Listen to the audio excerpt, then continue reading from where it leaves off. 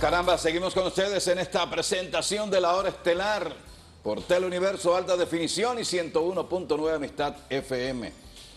Y estoy buscando la información de la limpieza que hizo Twitter y que dejó a los grandes menos grandes, con menos lectores, menos seguidores. Aunque no fue tampoco una cosa del otro mundo. A los que tenían 100 millones los dejó con 2 millones menos. Pero en el país también hubo gente que se vio afectada, gente que compró lectoría.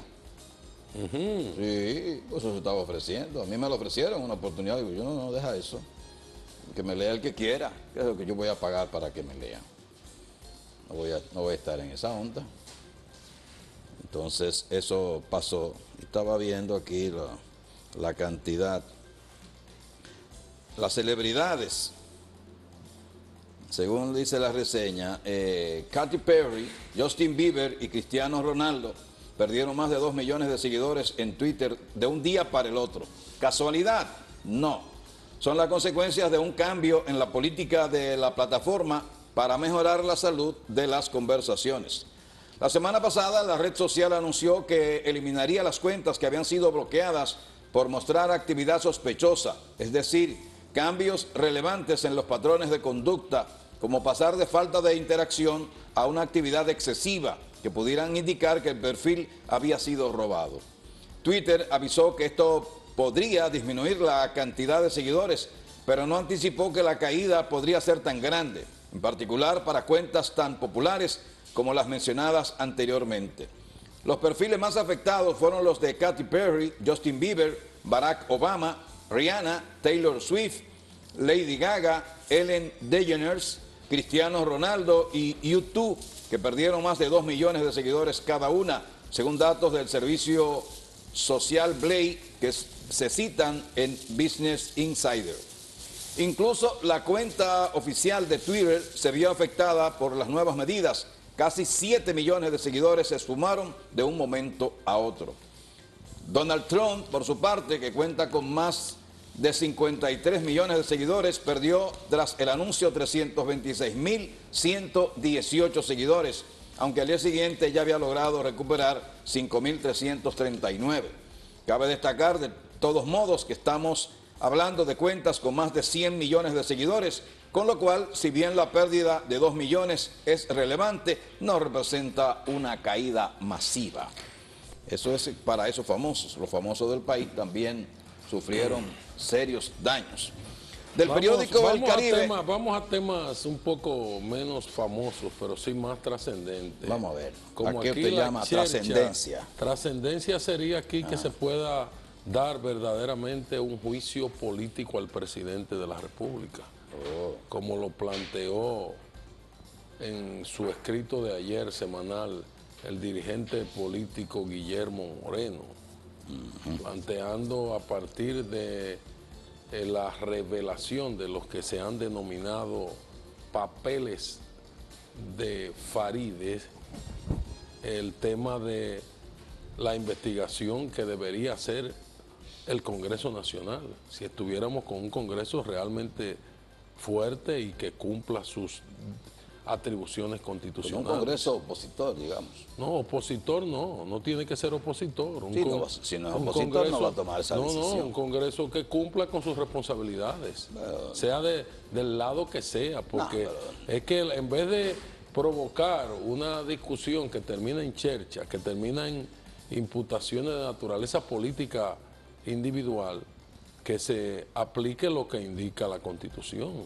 Si hay una denuncia de tal gravedad, lo mínimo que debió hacer el Congreso y en específico la Cámara de Diputados fue formar una comisión para investigar ese tema, hacer una investigación. Y si tenía mérito, se trata de la figura del presidente de la República, pues utilizar los mecanismos si se logran las mayorías necesarias para el juicio político, que es una figura constitucional, en otros lugares llamado el impeachment, que viene desde Europa y que es una figura antiquísima para destituir a los funcionarios por faltas graves en sus funciones. Y aquí se considera con este presidencialismo que la figura del presidente es impoluta, es inasible, no se puede agarrar, es una figura impenetrable, no hay manera, y es inmaculada, no tiene ningún defecto, es perfecta.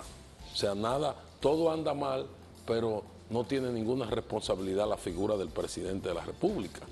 En un sistema que funcione como tal, que no sea letra muerta a la Constitución de la República, los legisladores por lo menos debieron, en vez de irse a la diatriba, a la descalificación de carácter personal o a la interpretación acomodaticia de la situación, hacer lo que la Constitución le faculta verdaderamente, llamar a ese funcionario para investigar, porque ningún funcionario está al margen de la Constitución o debería estar al margen de la Constitución y de la ley aquí en República Dominicana, comenzando por el presidente de la República, que es el primero que se compromete al asumir sus funciones de manera solemne y por mandato de la propia Constitución a repetir unas palabras, un texto de juramento que lo comprometen a cumplir y hacer cumplir la Constitución y las leyes de la República, defender la soberanía nacional y proteger los derechos de los ciudadanos, entre otras atribuciones que están contenidas en el artículo 126 del juramento del presidente de la República. La Constitución está ahí. Entonces, el tema de este caballero en pantalla, Joao Santana, no puede quedarse en una chercha de momento, y de la esposa Mayra Moura, ambos presos, condenados en Brasil en prisión y con funciones importantes. Prisión domiciliaria. Como sea la prisión, culpables de corrupción. Prisión domiciliaria. Óigame, la prisión que sea. Es la aclaración nada más de que sí, prisión domiciliaria. Sí, pero lo que hay que resaltar es que están condenados por corrupción. Claro. Y que estaban en República Dominicana y cuando llegaron a Brasil lo hicieron presos inmediatamente. Y que en República Dominicana tenían despacho en el Palacio Nacional y que trabajaron de cerca con el presidente de la República. Y que sus empresas recibieron aproximadamente 1.300 millones de pesos, oiga la cantidad, 1.300 millones de pesos, mediante contratos para servicios de comunicaciones y de asesorías. Entonces hay que verificar qué tal fueron esos servicios, si se ofrecieron o no, y a quién se le ofrecieron esos servicios, y por qué el monto exorbitante de esos contratos. O sea, es un tema fundamental. En un régimen ordenado que actúe dentro de la legalidad, ese es un hecho gravísimo, no grave, gravísimo. Declaraciones de Farid. Bueno, si usted quiere vamos a escucharla y parte de lo que se quiere presentar como chercha en la Cámara de Diputados, con un tema serio, fundamental, quizás el tema más trascendente de las últimas semanas o meses en el país, pero ahora nos entretenemos con el tema de Duarte, aparece cualquier otro factor de entretenimiento y no se vuelve a hablar del tema, además de que hay la intención de que desaparezca de la opinión pública, no se lleve a la prensa de papel, porque hay una estructura y una estrategia mediática para vivir de ese allante y movimiento, para estar todos los días con un tema insulso nuevo que alimente el morbo de la población y que no conduzca a nada concreto. Porque una de las debilidades nuestras es que aquí vivimos hablando de muchísimos temas todos los días y no se llega a conclusión en nada. No hay una conclusión de nada. No hay nada concreto. Todo se queda a mitad. La justicia es una vergüenza. El caso de Brecht lo destaca. Un país en que los poderes públicos están como están, no es país, no es Estado. Esto es un intento. Criticamos que Haití se considera un Estado fallido y el Estado dominicano está cumpliendo sus funciones. Está fallando en todo.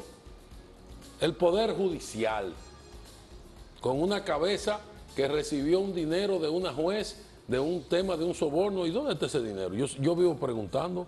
El único que pregunta, ¿dónde está el dinero que entregó la destituida juez Awilda Reyes al magistrado presidente de la Corte Suprema y que él recibió en su despacho y le hizo un recibo.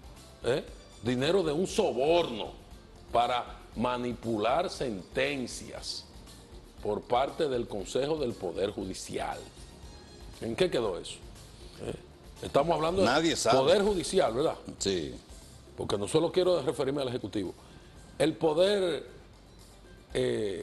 Legislativo, con un presidente del Senado de la República que dice que ha vivido en el lodo, que es un lodazal en que está, pero que él utiliza unas botas especiales de goma y él no se ha enlodado, pero hay un lodazal ahí.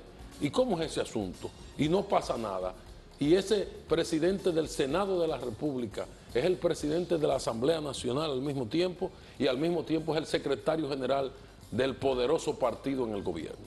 Y no pasa nada. Estamos hablando del ejecutivo, del judicial, ¿verdad? Del legislativo y ahora el ejecutivo, cuestionado por la responsabilidad administrativa que tiene, con tantos escándalos de corrupción, lo que tiene que ver con Odebrecht. Y no se puede mencionar a Punta Catalina, que es el principal escándalo de corrupción de esta administración, y no se menciona. Y se menciona ahora lo de Joao Santana y se quiere sacar de la opinión pública. O sea, ¿para dónde vamos así? ¿Cuál es el DT? ¿Se va a resolver esto con un cambio, con una elección? ¿Se va a resolver en el 2020 en las elecciones? Porque la respuesta es que voten, que hagan un partido, que ganen. ¿Y cómo van a ganar? ¿Y quiénes son los que votan? La población. ¿Qué población? Los que reciben tarjeta solidaridad, los subsidiados del gobierno, los parásitos, los que ni trabajan ni estudian y viven bien, en perjuicio de los que pagamos impuestos. Y me estoy incluyendo, carajo. Esa es la masa de los dominicanos. Esa es la masa de los dominicanos. Sí, entonces, ¿qué hacemos?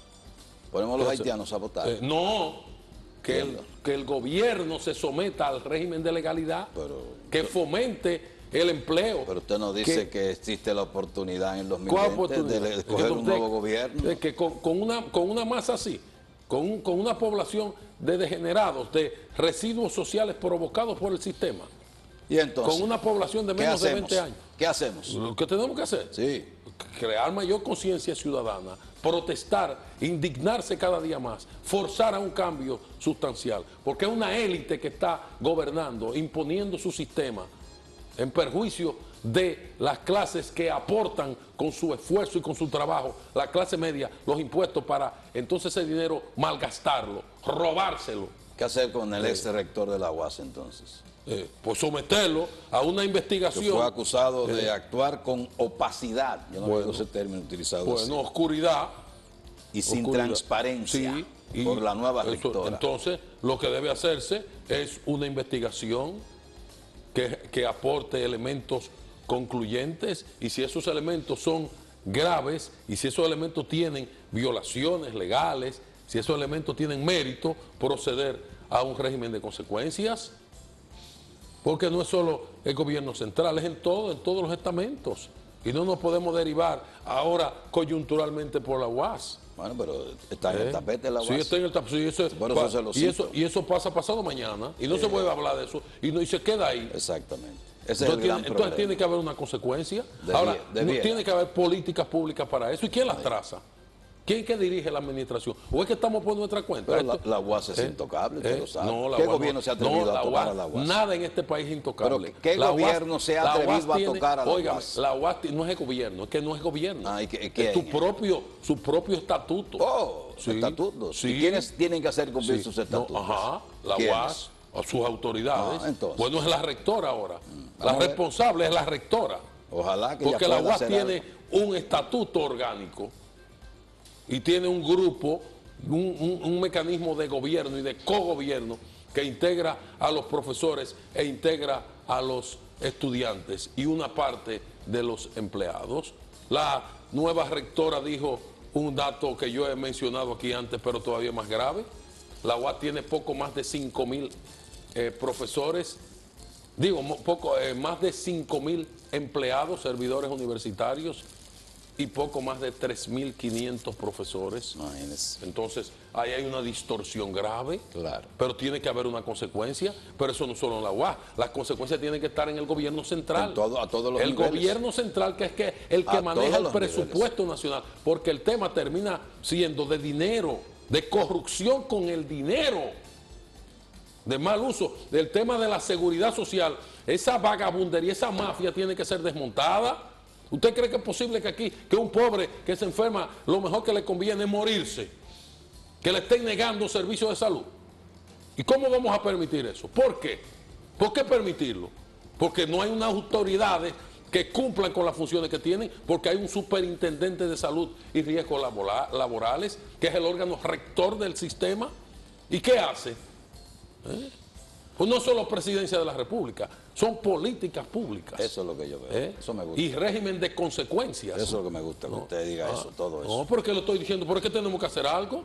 O sea, tenemos que indignarnos, protestar. Bueno, es que la prensa tiene un papel y no lo cumple. Nosotros vivimos amañando, usted lo está pero yo cumpliendo. soy uno solo. Bueno, pero, una golondrina no hace bueno, verano. pero usted uno, y Vivimos hay otros. engañando a la población, Y hay otros engañando a también. los televidentes, al público, repitiendo mentiras, diciendo cosas que sabemos que son mentiras, porque nos la mandan a decir.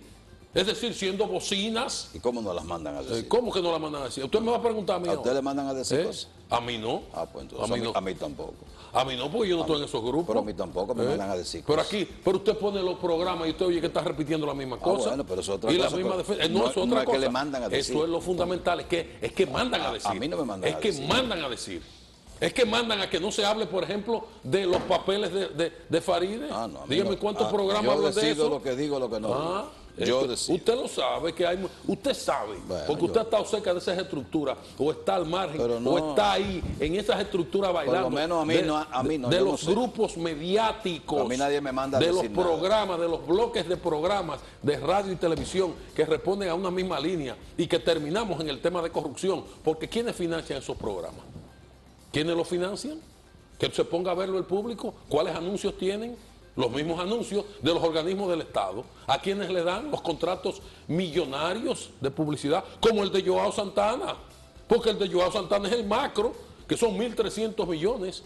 ¿Y cuántos hay? De 100, de 200, eso de 400. está comprobado. Que es así. Esos son los datos de la Pero- Contraloría pero, General. O sea, son Pero a papeles partir- irrefutables ya. Pero es a partir de los datos de la Contraloría General de la República, de los montos en dólares y en pesos, 1.277 millones de dólares, ¿Todo eso de cuánto? pesos. 1.700. 1.277 millones. Pues déjeme decir entonces lo que la Chávez viene. ¿Usted se da cuenta? Sí, Y déjeme decir terminamos algo. con una culpabilidad nuestra mediática. ¿Qué está haciendo cada ciudadano? Pero usted cumple su ¿Por qué- responsabilidad, por qué usted usted tiene que sentirse tolera? culpable. Usted tiene que exigir que se cumpla, que Pero no usted lo no tiene por qué maltraten. sentirse culpable, usted está haciendo lo que Sí, usted entiende que hombre, está bien. una La Taberna de locura. Pepe es el restaurante con cocina española mezclada con la peruana y la dominicana. La Taberna de Pepe hace platos deliciosos, sabrosos, y hay un buen ambiente, buen servicio, buenos precios, su enoteca para la venta de vinos y espumantes. La Taberna de Pepe tiene música en vivo los jueves y sábados. La Taberna de Pepe en la calle Mauricio Álvarez, no se olviden, Taberna de Pepe. Inmobiliaria Media Luna estará por desarrollar muy pronto su proyecto Torre Dorada, dirigido el proyecto a adultos mayores con apartamentos de 2 habitaciones, con medidas especiales para que personas con poca movilidad puedan asegurar su salud y su vida, para evitar accidentes caseros que son muy peligrosos. Además tendrá una enfermería de servicios 24/7. Para información visítenos, llamen a Inmobiliaria Media Luna. ARS Monumental de la Monumental de Seguros con 5 planes de salud a su alcance. ARS Monumental aceptada en las principales clínicas del país. ARS Monumental de la Monumental de Seguros. Sin inicial, sin gastos de cierre y hasta 24 meses para pagar. Tiendas Corripio. En Tiendas Corripio le hacemos la vida más fácil. Dicons es la tienda. Dicons tiene para este mes premios y más premios para sus compradores. Porque papá se merece lo máximo. Pues hay muchísimos regalos para papá y además por sus compras le van a entregar un boleto para que participen en las rifas que tiene Dicons. Dicons viste al hombre y la mujer de hoy.